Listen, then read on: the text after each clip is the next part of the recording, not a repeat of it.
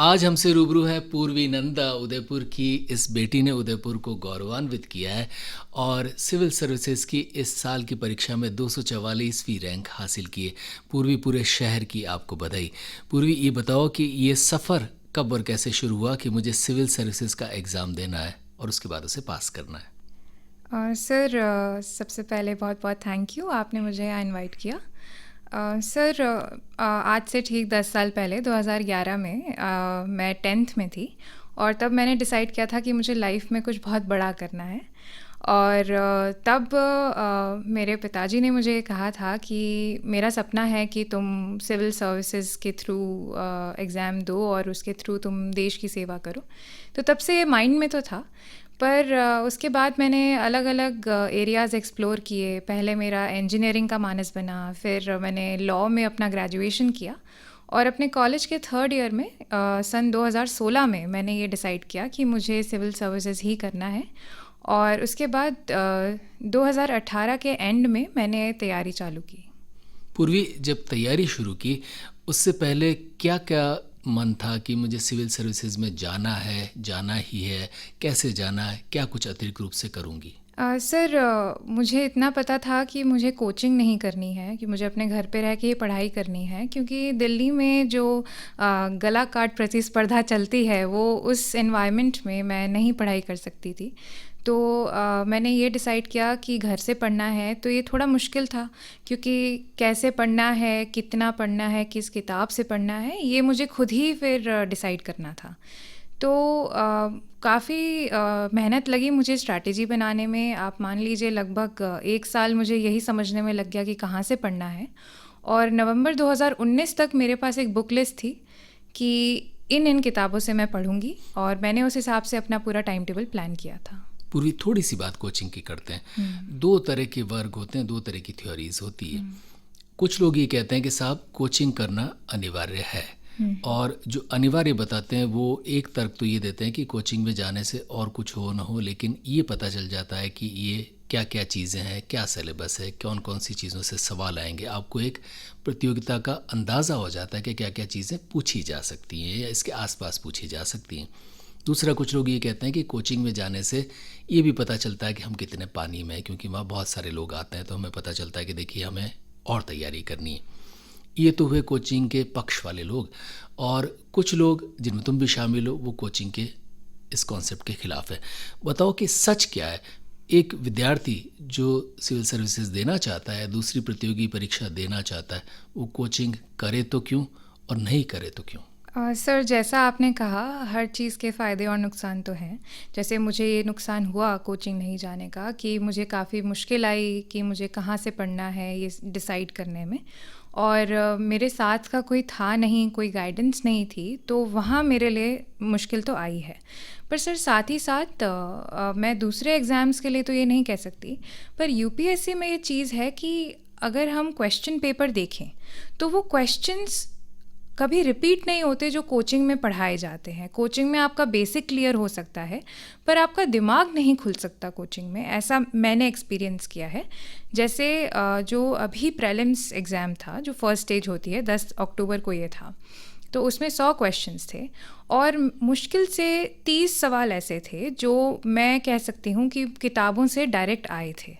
बाकी सब ऐसे सवाल थे जो आप अपनी रोज़मर्रा की ज़िंदगी में समझते हैं और उनको ऑब्ज़र्व करते हैं और फिर लिंक करते हैं। तो इसलिए एक ओपन माइंड होना ज़रूरी है। तो इसलिए आप 100% कोचिंग पे निर्भर नहीं रह सकते, ऐसा मुझे लगता है। और सर, मैं कोचिंग में मुझे यूँ भी लगता है कि जब इतने सारे लोग होते हैं तो उतने ही ज़्यादा ओपिनियंस होते हैं, तो उससे कंफ्यूज हो सकते हो आप कि आपको लगता है कि आप कहीं कमज़ोर हो, आप नहीं कर सकते, क्योंकि वहाँ के माहौल में अलग अलग लोग अलग अलग बातें करते हैं। और सर, कोचिंग मैंने ली है, मैंने 11th-12th में ट्यूशन ली है, मैंने जो अपना लॉ का एंट्रेंस एग्ज़ाम है उसके लिए कोचिंग ली है, तो वहाँ तक समझ आता है, क्योंकि तब तक पढ़ना ही नहीं आता स्कूल के बच्चों को। पर जब यूपीएससी जैसे एग्ज़ाम में, जो यूपीएससी है वो खुद भी ऐसा ही पेपर सेट करता है ताकि ये उन बच्चों को भी फ़ायदा करे जिनके पास कोचिंग लेने के लिए सफिशिएंट रिसोर्सेज नहीं है, जो घर रह के पढ़ाई कर रहे हैं, जो गांव में रिमोट एरियाज़ में पढ़ाई कर रहे हैं। इसलिए मुझे लगता है कि कोचिंग लेना नहीं लेना वो इतना मैटर नहीं करता, वो ये मैटर करता है कि बच्चा खुद अपने आप कितना पढ़ रहा है। फिर उन बच्चों को क्या करें जिनके माता पिता खुद उन्हें हर वर्ष दिल्ली भेजते हैं? पहले तो वहीं के किसी इंस्टीट्यूट में बीए करवाना या एमए करवाना या कोई दूसरी डिग्री दिलवानी, फिर वहीं आसपास एक विशिष्ट इलाका है बहुत बड़ा, वहाँ पर जाकर कोचिंग करना। सर, यहाँ पे ये भी चीज़ है कि इस पूरे प्रोसेस में माँ बाप का बहुत इम्पोर्टेंट रोल रहता है। और ऐसे में सर मुझे ये लगता है कि जो बच्चा है उसको क्लैरिटी होनी चाहिए कि उसको कैसे क्या करना है। और अगर वो कोचिंग ज्वाइन करता भी है या करती भी हैं तो उनको ये याद रखना पड़ेगा कि कोचिंग उनको सिर्फ एक एक्सटेंट तक हेल्प कर सकता है, उसके आगे उनको सेल्फ स्टडी ही करनी पड़ेगी। तो कोचिंग पे आप पूरी तरह से निर्भर नहीं रह सकते। पूर्वी, इम्तहान तो बहुत सारे लोग देते हैं। इम्तहान को पास करना अलग चीज़ होती है, सफलता हासिल करना अलग चीज़ होती है, और उसमें भी ख़ास तौर पर सिविल सर्विसेज का एग्ज़ाम जो बहुत अनप्रेडिक्टेबल माना जाता है कि आप इसमें तैयारी तो कर रहे हैं, कुछ लोग हो सकता है 5 साल भी तैयारी करें, अच्छी तैयारी करें, मेहनत करें, खूब पढ़ाई करें, फिर भी उनका नहीं हो पाता, और कुछ लोग पहले अटैम्प्ट में ही बहुत अच्छा नंबर ले आते हैं। तो बताओ कि ये क्या चीज़ है जो ये फ़र्क क्रिएट करती है? सर, मेरा भी ये दूसरा प्रयास था। जो मेरा पहला प्रयास था उसमें मैंने अपने कॉलेज ख़त्म होने के ठीक 10 दिन बाद दिया था। ऐसा नहीं था कि बिल्कुल ही तैयारी नहीं थी, पर कॉलेज के साथ मुझे वो संतुलन बिठाने में दिक्कत आई थी, और मेरे लिए कॉलेज में भी अच्छा परफॉर्म करना एक टारगेट था। और सर वो फ़ायदा भी हुआ है क्योंकि मैंने कॉलेज में भी फ़र्स्ट रैंक हासिल की थी अपने बैच में। तो सर ऐसे में मुझे सबसे इम्पॉर्टेंट ये चीज़ लगी कि मैं तुरंत अपनी गलतियाँ नोट करूँ। उस एग्ज़ाम के बाद मैं घर पे आई, मैंने एक पेपर पे अपनी सारी गलतियाँ नोट की कि मुझसे प्रेपरेशन में कहाँ कमी रही, एग्ज़ाम के दौरान मुझसे क्या गलती हुई, और मुझे था कि मुझे अपनी गलतियाँ दोबारा रिपीट नहीं करनी है। तो सर मुझे यही लगता है कि देखिए सर, किस्मत का रोल तो है कि आप कितने अटैम्प्ट में आपका निकल रहा है, पर आपका ये रोल है कि आप जो गलतियाँ कर रहे हैं आप उनको आइडेंटिफाई करें और पूरी कोशिश करें कि ये गलतियाँ रिपीट ना हो। आप सीखें अपने हर प्रयास से, हर अटैम्प्ट से। तो सर मुझे, मेरी जितने लोगों से बात हुई है और मेरे खुद के एक्सपीरियंस में भी, अगर मैं अपनी गलतियाँ रिपीट करती तो इस बार भी जो मेरा दूसरा प्रयास था पूरी तैयारी के साथ था, वहाँ पे भी मेरा चयन होना मुश्किल था। तो अपनी गलतियों से सीखना ये मेरे ख्याल से डिसाइड करता है कि आप कितना आगे बढ़ते हैं। पूर्वी, तुम्हारी नज़र में ये गलतियाँ होती कौन कौन सी ऐसी बड़ी गलतियाँ होती जो तुमने भी की या दूसरे लोग जो तैयारी करते हैं आम तौर पर कर सकते हैं? सर मैं इनको 2 पार्ट्स में अगर डिवाइड करूं तो एक तो होता है कि आप मानसिक रूप से कितना स्ट्रांग हैं, और दूसरा कि आपकी स्ट्रैटेजी क्या है पढ़ाई में। तो सर पहले मेरे पर्सनल एक्सपीरियंस से मैं आपको ये बता सकती हूँ कि मेरे पहले प्रयास के दौरान मैं मानसिक रूप से काफ़ी असंतुलित थी, क्योंकि जैसा मैंने आपको बताया कि कॉलेज के साथ मुझसे मैनेज नहीं हो रहा था, और उस टाइम पे मुझे था कि अगर मेरे पढ़ने का मन नहीं है तो मैं नहीं पढ़ती थी, और ऐसे करके मैंने काफ़ी टाइम वेस्ट किया। और सर स्ट्रैटेजी के हिसाब से फिर वही कि मेरे पास मैं शॉर्टकट्स लेना प्रेफर कर रही थी कि नहीं, पूरी किताब कौन पढ़े, इससे बेटर मैं कोई, अगर मार्केट में कम पेजेस में नोट्स अवेलेबल हो तो मैं वो पढ़ लूँ। तो ये 2 मुझे बहुत मेजर गलतियाँ लगी। और सर उसके बाद जब मैं पेपर देने लगी तो मेरे पास कोई स्ट्रैटेजी नहीं थी कि मैं वो 100 क्वेश्चन कैसे अटैम्प्ट करूँगी, क्योंकि 2 घंटे का टाइम होता है और हर क्वेश्चन के अंदर 5 क्वेश्चंस होते हैं, तो काफ़ी लेंदी और लंबा पेपर होता है। तो ऐसे में वहाँ पे मुझे अच्छी तरह याद है कि जब मैं पहली बार पेपर दे रही थी तो लास्ट के 15 मिनट में मैं एकदम ब्लैंक हो गई थी। जब मुझे लगा कि टाइम नहीं बचा है, इतने क्वेश्चंस हैं, तो OMR शीट पे मैंने कुछ भी वो गोले फिल कर दिए कि नहीं मुझे 80 के ऊपर अटैम्प्ट करना है, और इस चक्कर में मैंने कुछ भी किया है लास्ट के 15 मिनट में। तो मेरे पास पेपर अटैम्प्ट करते वक्त भी जो स्ट्रैटेजी नहीं थी उससे भी मुझे नुकसान हुआ। हालांकि सर ये बात अलग है कि उस प्रयास में भी कट ऑफ से मेरे सिर्फ 3 नंबर कम आए थे, पर वो मैं कुछ गोले सही लग गए होंगे। हाँ, हो सकता है, वो तुक्का था, और मैं, अच्छी बात है कि मेरा नहीं हुआ क्योंकि मैं डिज़र्व नहीं करती थी उस टाइम पे। पूर्वी, 2 शब्दों का प्रयोग सब लोग करते हैं, एक होती है प्रतिभा और एक होती है मेहनत। और इन दोनों शब्दों को लेकर बहुत सारे कन्फ्यूजन्स हैं। कुछ लोग कहते हैं कि साहब सफलता का सिर्फ़ और सिर्फ एक ही मंत्र है, सिर्फ़ और सिर्फ मेहनत। और कुछ लोग कहते हैं कि मेहनत के अलावा प्रतिभा भी एक चीज़ होती है। कुछ लोग कहते हैं कि प्रतिभा नहीं होगी तो मेहनत आपके काम नहीं आएगी। बताओ क्या सच है? सर, मेरा मानना है कि प्रतिभा एक एक्सटेंट तक बहुत काम आती है। जैसे मैंने लॉ से ग्रेजुएशन किया है तो उससे मेरा पर्सनालिटी डेवलपमेंट अच्छा हुआ है, और अभी जो मेरा इंटरव्यू हुआ था उसमें भी मुझे काफ़ी फ़ायदा मिला उससे। सर, पर उसके साथ मुझे लगता है कि मेहनत पहले होती है, क्योंकि कई बच्चों को अपनी प्रतिभा पहचानने में काफ़ी समय लगता है। तो ऐसे में मुझे लगता है कि पहले वो बच्चे को मेहनत करनी चाहिए, अपने आप पे भरोसा रखना चाहिए, प्रतिभा अपने आप निखर के आएगी। और सर, इसके साथ मुझे लगता है तीसरी चीज़ और है, वो है आपकी किस्मत। तो उसमें आपके अच्छे कर्म वो बहुत इम्पॉर्टेंट रहते हैं, आपका पॉजिटिव एटीट्यूड बहुत इम्पॉर्टेंट रहता है। तो ये 3 चीज़ें हैं। थोड़ी सी बात मेहनत की और करते हैं। मेहनत को लेकर भी बहुत सारी चीज़ें होती हैं, और ख़ास तौर पे जो लोग सफल हो जाते हैं, जिनमें तुम भी शामिल हो, उनसे ये पूछा जाता है प्रश्न। तो कुछ लोग कहते हैं हम 10 घंटे पढ़ते हैं, कुछ कहते हैं 12 घंटे पढ़ते हैं, कुछ कहते हैं हम 15 दिन में एक बार फिल्म भी देख लेते हैं ब्रेक के लिए। तो हर एक की कुछ अलग अलग थ्योरीज मेहनत की निकल कर आती है। तो ये बताओ कि ये मेहनत कब और कितनी या कितने घंटे की पढ़ाई औसत तुमने की, या दूसरों को भी करनी चाहिए इम्तहान में सफलता के लिए? सर, शुरू के दिनों में मुझे भी लगता था कि 15-15 घंटे पढ़ाई करनी चाहिए, सुबह 5:30 बजे उठ के पढ़ना चाहिए। किंतु मुझे ये थोड़ा 1-2 महीने में रियलाइज़ हुआ कि इससे मैं थक रही हूँ, मैं चिड़चिड़ी हो रही हूँ और मेरी प्रोडक्टिविटी गिर रही है। तो मुझे ये लगा कि ये हर इंसान के लिए अलग हो सकता है, पर मेरे लिए 10 से 12 घंटे की पढ़ाई सफिशेंट थी दिन में। और इसके साथ साथ मुझे कुछ 10 से 12 घंटे ऐसे कह रही हो जैसे हाँ जी। लोगों के होश उड़ जाएंगे 10 से 12 घंटे पढ़ाई सुन के। हाँ, सर, वो शायद क्योंकि मेरा लॉ ग्रेजुएशन है तो कॉलेज में भी मैं इतना पढ़ लेती थी, तो शायद मेरे लिए थोड़ा आसान होगा।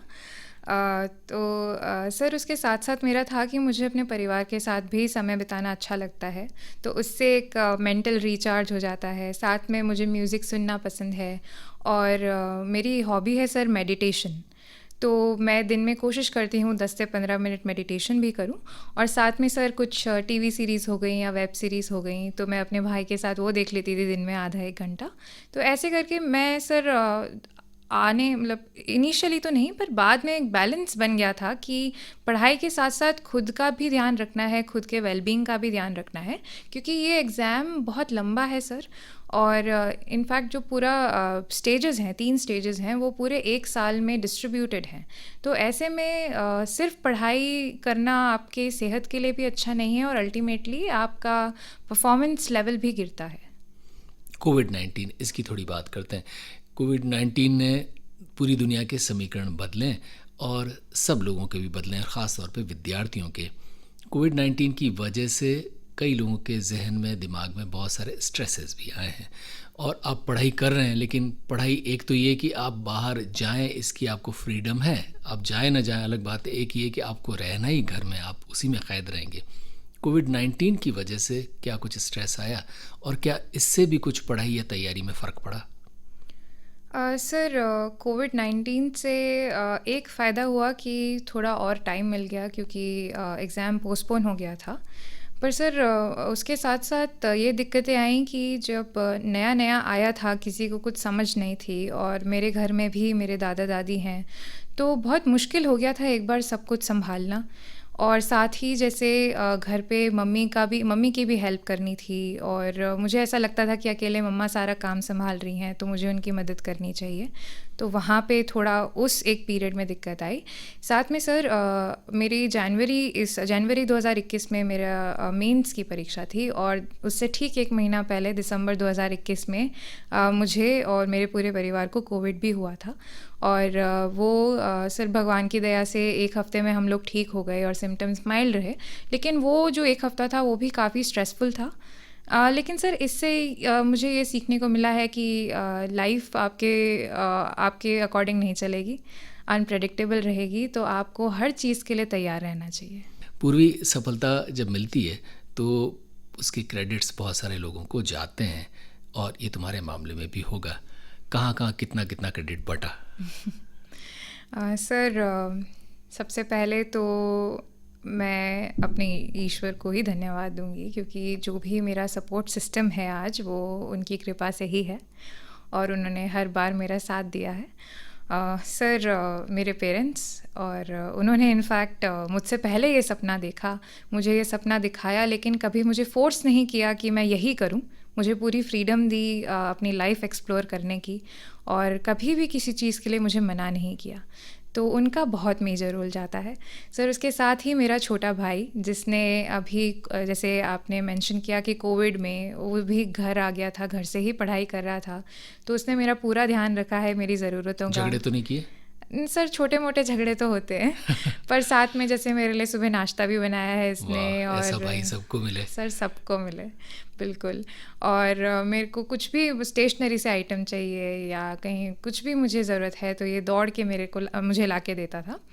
और सर, मेरे दादा दादी का भी कंटिन्यूस ब्लेसिंग्स थी, मेरी नानी की भी पूरी ब्लेसिंग थी साथ में। उनके साथ मेरे मामा मामी, मेरी बुआ, और मेरे यहाँ उदयपुर में सर मेरी एक छोटी सी फैमिली है, बंटू चाचा, शिल्पा आंटी, अनुराग अंकल, रेनू आंटी, और सारे मेरे यहाँ पे जो कज़न्स हैं। उसके साथ सर मेरे दोस्तों का बहुत मेजर रोल रहा है इसमें। हालांकि इतने दोस्त नहीं हैं मेरे, पर जितने हैं उतने काफ़ी हैं सर। उसमें शुभम, आरुषि, सृष्टि, जागृति, इनका बहुत मेजर रोल रहा है। घर से, रिश्तेदारों से, मित्रों से बाहर भी हमारे इंस्पिरेशन के सोर्सेज होते हैं। कुछ लोग जैसे क्रिकेट खेलना शुरू करते हैं तो सचिन तेंदुलकर को प्रेरणा मानते हैं, ऐसे ही बाहर भी किसी व्यक्ति को या किसी इंसान से किसी को आदर्श माना और उससे भी कुछ सीखा।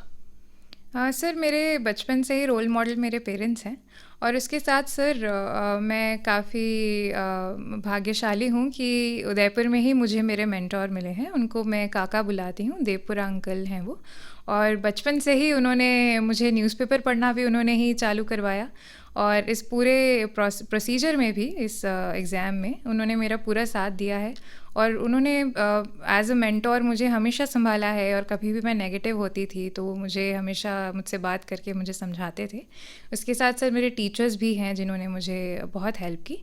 और सर साथ ही साथ एक लेखक हैं, सुधा मूर्ति जी, और उनकी किताबें पढ़ के मुझे बहुत अच्छा लगता था। और स्पेशली सर जो महिला सशक्तिकरण है, उसका जोश मुझे उनकी किताबें पढ़ के ही आया है, और मुझे उम्मीद है कि उनकी किताबों से जो मुझे लेसन्स मिले हैं वो मैं आगे अपनी सर्विस में भी उतारूंगी। पूर्वी, पढ़ाई के साथ एक चीज़ और होती है, और ख़ास तौर पे सिविल सर्विसेज के एग्जामिनेशन में ज़रूरी है। क्या पढ़ना ये तो ज़रूरी है, लेकिन क्या नहीं पढ़ना ये भी हमें पता होना चाहिए। कि यानी इतनी सारी चीज़ें हैं, इतना सारा ज्ञान है, लेकिन काम का कौन सा है? क्या नहीं पढ़ना, ये गुर क्या होता है? सर, सिविल सर्विसेज का जो एग्ज़ामिनेशन है, इसका सिलेबस भी लगभग 10 पेज का है, और वो सिलेबस ही है जिसके थ्रू आपको पता रहेगा कि क्या पढ़ना है क्या नहीं। क्योंकि अगर अखबार भी पढ़ना है तो अगर आप एक एक शब्द पढ़ेंगे तो आपको 2 से 3 घंटे भी लग सकते हैं। पर अब वो सिलेबस आपको याद रखना है कि यही आपको पॉइंट्स रखने हैं और फ़िल्टर आउट करने हैं। साथ ही साथ सर जैसा कि मैंने आपको बताया कि काफ़ी मटेरियल अवेलेबल है, और ऐसे में मेरा ये मानना है कि मैं 10 किताबें एक एक बार पढ़ने से बेटर है कि मैं एक किताब को 10 बार पढूं। कि मैं एक ही चीज़ को अगर रिवाइज़ करूँगी तो वो मेरा बेसिक ज़्यादा क्लियर होंगे। तो यहाँ थोड़ी मुश्किल आई थी कि खुद को लिमिट करने के लिए, क्योंकि मार्केट में हर दिन नया मटेरियल आता रहता है। तो मैंने खुद में ये डिसिप्लिन लाई कि मैंने जो लिस्ट बनाई है मैं उसी से पढ़ूँगी। कहीं मुझे लगेगा कि मेरे पास कंटेंट की कमी है तो फिर मैं दूसरे सोर्स से पढ़ती थी। थोड़ी सोर्स की बात करते हैं। किसी ज़माने में तो एक ही सोर्स हुआ करता था कि आपको पुस्तक तक जाना है, पुस्तक आप तक आएगी नहीं। आप लाइब्रेरी जाइए या पुस्तक ख़रीदिए या किसी से उधार लीजिए, आपको पुस्तक पढ़नी है और उसी से आपको ज्ञान मिलेगा। लेकिन अब और ज्ञान की बहुत सारी खिड़कियाँ, बहुत सारे दरवाजे खुल चुके हैं। इंटरनेट के माध्यम से आपको बहुत ज्ञान मिलता है, और कुछ नहीं तो बहुत सारी जगह पर आप वीडियो देख सकते हैं, ऑडियो है। ये जो तकनीक के ज़रिए बहुत सारे ज्ञान के माध्यम उपलब्ध हुए हैं, क्या यह महत्वपूर्ण है? और क्या सिविल सर्विसेज या दूसरे इम्तिहानों की तैयारी में भी ये काम आते हैं, या मात्र और मात्र पुस्तकें ही अभी तक सिविल सर्विसेज के लिए ज़रूरी हैं? सर मुझे काफ़ी फ़ायदा मिला है इंटरनेट से। और इंटरनेट से सर जैसे एक कोचिंग इंस्टीट्यूट है इनसाइट्स आईएएस करके, वो बेंगलुरु में बेस्ड है, लेकिन उन्होंने अपने काफ़ी रिसोर्सेज फ्री में अवेलेबल कर रखे हैं सबको। जैसे पूरे दिन के करंट अफेयर्स वो रात में समराइज़ करते हैं, क्विज़ेस देते हैं, और दूसरा मटेरियल भी होता है। तो ऐसे करके सर काफ़ी अच्छा मटेरियल ऑनलाइन अवेलेबल है, तो मुझे काफ़ी फ़ायदा मिला। लेकिन सर मेरा बचपन से ही किताबों की तरफ रुझान ज़्यादा रहा है, तो मैं किताबों को पहले पढ़ती हूँ और फिर उसको सप्लीमेंट करती हूँ ऑनलाइन रिसोर्सेज से। पूर्वी, एक सपना तो था कि सिविल सर्विसेज दूं और इसमें सफलता हासिल करूं, ये तो कर लिया। अब इस सफलता के बाद दूसरे क्या क्या सपने हैं? सर अभी जो मेरा रैंक आया है उसके बेसिस पे मुझे इंडियन पुलिस सर्विस या फिर Indian revenue service income tax मिल सकती है, जो अभी कुछ महीने लगेंगे आने में। पर साथ ही साथ मैं दोबारा अटैम्प्ट दे रही हूँ, और अभी जो 10 तारीख को परीक्षा हुई थी मैंने वो भी लिखी है। तो मेरा एक और प्रयास रहेगा कि थोड़ा रैंक सुधारूं और मैं इंडियन एडमिनिस्ट्रेटिव सर्विसेज में जा सकूं। उसके बाद सर जहां भी किस्मत ले जाए, पर मेरा ये मानना है कि जहां पे भी मैं जाऊं, मैं अपनी जो मेरी ड्यूटी है, मेरी जितनी भी रिस्पॉन्सिबिलिटीज़ हैं, मैं पूरी ऑनेस्टी के साथ फुलफ़िल करूं, और मेरे थ्रू अगर एक भी इंसान को बेनिफिट होता है तो मुझे काफ़ी अच्छा लगेगा। पूर्वी, एक साधारण सा सवाल जो बहुत बार पूछा जाता है, इंटरव्यूज़ में भी पूछा जाता है, सेवा के तो बहुत सारे माध्यम हैं। आप चाहें तो जहाँ रह रही हैं वह आसपास भी महिलाएं, बच्चे, किसी की भी सहायता कर सकती है। सेवा करने के लिए आईएएस बनना ही क्यों ज़रूरी है? सर मुझे एक ऐसा करियर चाहिए था जहाँ पे मैं ना केवल अपने स्किल्स को निखार सकूँ, उनको अप्लाई कर सकूँ, पर साथ ही साथ मैं देश के प्रति कुछ कंट्रीब्यूट कर सकूँ और हर दिन अपने आप को इम्प्रूव कर सकूँ। और सर सिविल सर्विसेज काफ़ी डायनेमिक है, और आपको हर दिन कुछ नया सीखने को मिलता है, और उसके साथ साथ आपकी जो रेंज ऑफ रिस्पॉन्सिबिलिटीज़ हैं वो आपको और कहीं भी नहीं मिलेंगी। और सर स्पेशली जो इंडियन एडमिनिस्ट्रेटिव सर्विस और इंडियन पुलिस सर्विस है, उसमें आप उन लोगों तक पहुंच सकते हैं जहां तक पहुंचना अदरवाइज़ मुश्किल है। तो उसके थ्रू जो पब्लिक एंगेजमेंट है वो सर मुझे काफ़ी इंटरेस्टिंग लगता है, और मुझे लगता है कि जो अल्टीमेट जॉब सेटिस्फैक्शन जिसको कहते हैं वो सिविल सर्विसेज के थ्रू ही मुझे आएगा। उदयपुर की बेटियों और ख़ास तौर पे वे लोग जो तैयारी कर रहे हैं किसी भी इम्तिहान की, उन्हें क्या कहोगी? सर मेरा ये मानना है कि आज जो भी किसी भी परीक्षा के लिए तैयारी कर रहे हैं, मैं मानती हूँ कि बहुत उनके लिए टफ़ रहेगा अपने घर पे बैठ के पढ़ना, जब उनके आसपास लोग मज़े कर रहे हैं और सोशल मीडिया पे अलग अलग चीज़ें पोस्ट कर रहे हैं। तो उनको मैं यही कहूँगी कि आप डटे रहें, क्योंकि आज जो आप डिसिप्लिन कर रहे हैं, आप आज जो कर रहे हैं, वो आपके आने वाले हर कल को सुधारेगा। तो जो आज आप नहीं कर पा रहे हैं वो आप कल और बेहतर तरीके से कर सकेंगे। तो आप बस डटे रहें।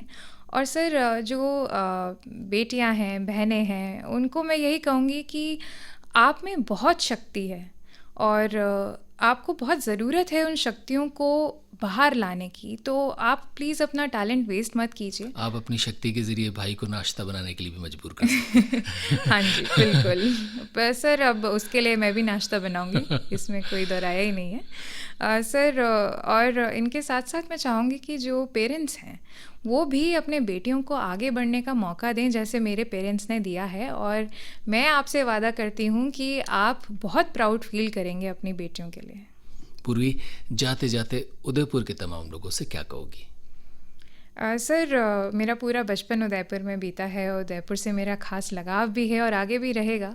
तो कई लोग हैं जिनसे मेरी मुलाकात हुई है इन सालों में, तो मैं पूरी उदयपुर सोसाइटी को, कम्युनिटी को बहुत बहुत धन्यवाद दूंगी कि मेरी पर्सनालिटी आज जो है वो उदयपुर में रह के ही बनी है। और मैं कोशिश करूँगी कि किसी भी थ्रू, वैसे तो उदयपुर में सर कभी पोस्टिंग मिलेगी नहीं, पर मैं कोशिश करूँगी कि मैं उदयपुर में अपना कंट्रीब्यूशन किसी ना किसी तरीके से करती रहूँ और उदयपुर का नाम रोशन करती रहूँ। पूर्वी नंदा, बहुत सारी शुभकामनाएं और हृदय से आभार।